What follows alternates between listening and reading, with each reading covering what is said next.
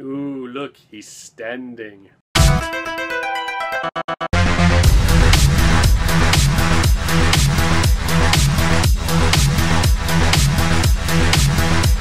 Hey everyone, it's Jason from GameRave.com, otherwise known as Danger Boy, and this is Game-Rave TV.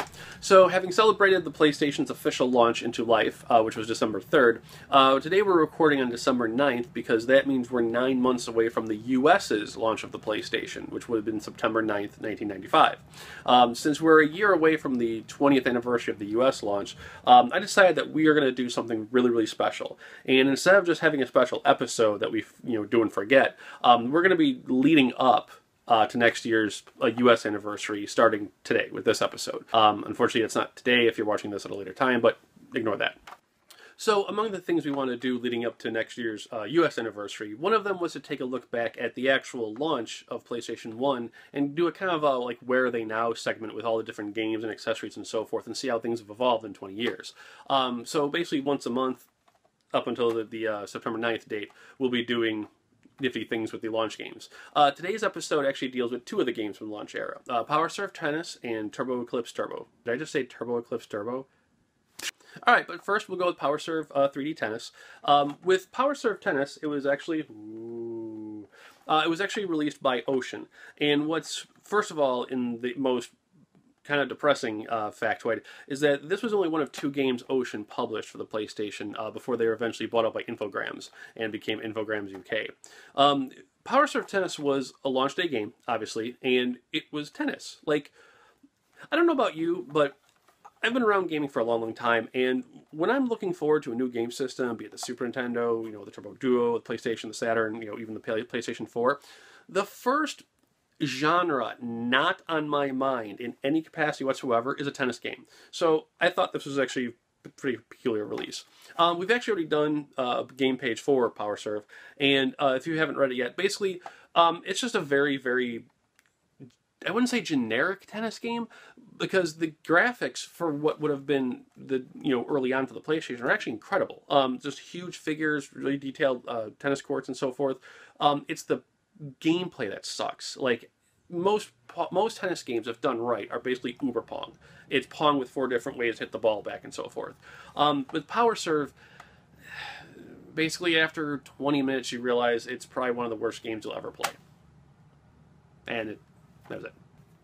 Now, what makes Power Serve so depressing from a publisher standpoint is that Ocean, from the Nintendo and Super Nintendo days, was actually pretty notorious in a good way for releasing licensed video games.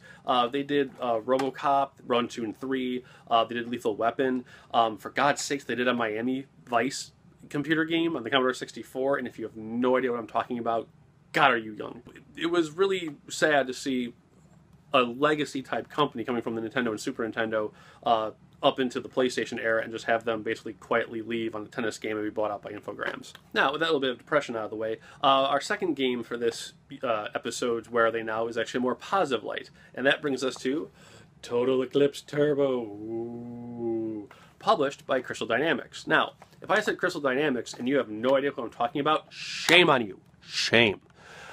If you are a Tomb Raider fan, they basically took Tomb Raider from Core's big-boobed action platformer that was basically a dead horse through the entire PlayStation 2 era, and redid it for the 360 and PS3 in this amazing open-world Castlevania Metroid-type game. And the new Tomb Raider is probably one of my top 5 games of all time for the 360 and PS3, and if you haven't played it yet, for God's sakes, go play it.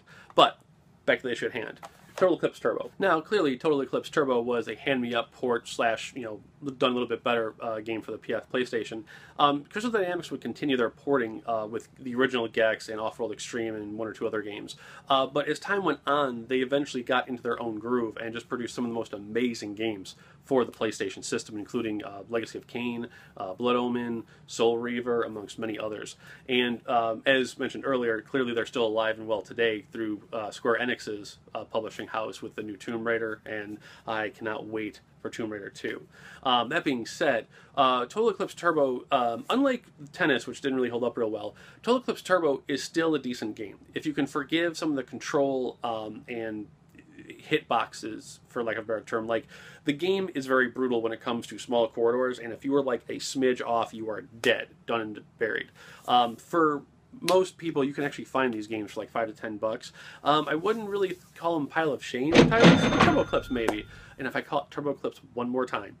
So with those 2 games out of the way, we have 8 more games, the system, and a couple accessories to go through on our 1-year romp to September 9th. Thank you so much, guys. We'll see you next week on pause mode. As usual, I have no idea what we'll be talking about, but we'll figure that out over the weekend. Other than that, thank you so much. We'll see you next week. Take care, guys.